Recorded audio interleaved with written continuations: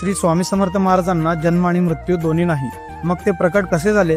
प्रकट दिनाचा हा इतिहास तुम्हाला माहित नसेल तर हा व्हिडिओ पूर्ण बघा. श्री स्वामी समर्थ महाराज हे आंध्र प्रदेशातील श्रीशैल जवळ असलेल्या कर्दळी वनातून प्रकट झाले.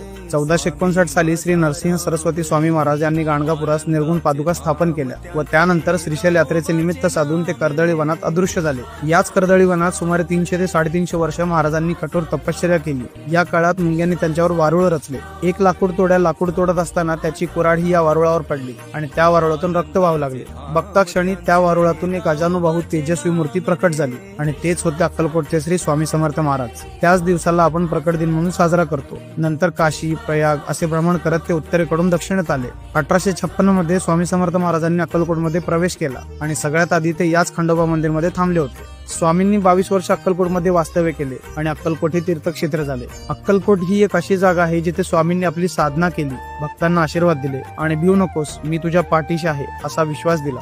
तुम्हाला कधीही वेळ मिळाला तर एकदा अक्कलकोटला नक्की भेट द्या, कारण स्वामींच्या दर्शनाच्या वेळी एक वेगळीच आध्यात्मिक ऊर्जा जाणवते जी शब्दात सांगताच येणार नाही.